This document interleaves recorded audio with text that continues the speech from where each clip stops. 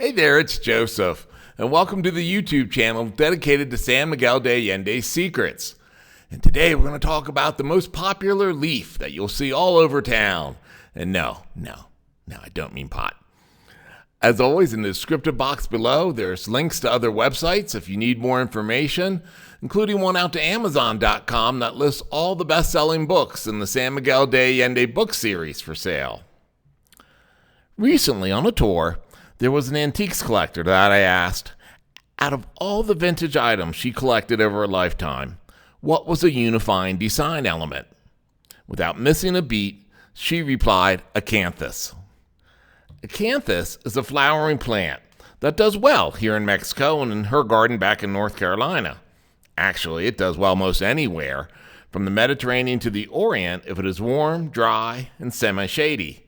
Coming back yearly with 1 to 6 foot stalks of purple flowers butterflies cling to. Surprisingly, though, it isn't the flowers that have given the acanthus eons of fame, but the leaves. The leaves are sharp, thick, and large, similar to those of an oversized thistle or dandelion. If not regularly cut back, they'll overtake your garden in no time. Acanthus has been used since ancient times for treating asthma, diabetes, leprosy, snake bites, and arthritis. In Thailand and Indonesia, the leaves have long been used as a tea for an herbal antioxidant. I learned from my antiques collector pal the plant first crept into architecture as a decorative element in Corinthian columns back in the 5th centuries of Greece and Rome, and continues to be used in modern-day Washington, D.C.'s Capitol building. The acanthus leaf had a resurgence in popularity as a popular motif in carved furniture decoration since the Renaissance. The plant has also done well in Mexican art and architecture since the conquest. Acanthus,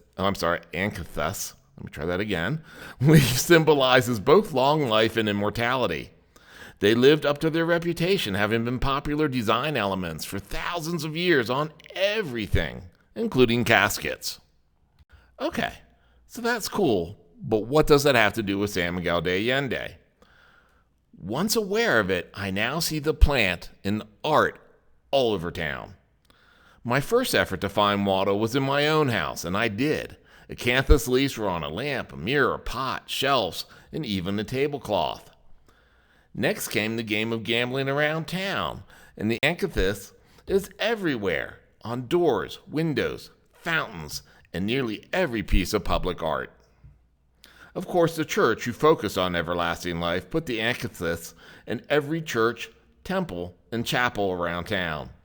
For the largest collection of acanthus-featured art, visit the Oratorio Church next to Plaza Civica, or the Temple of St. Francis.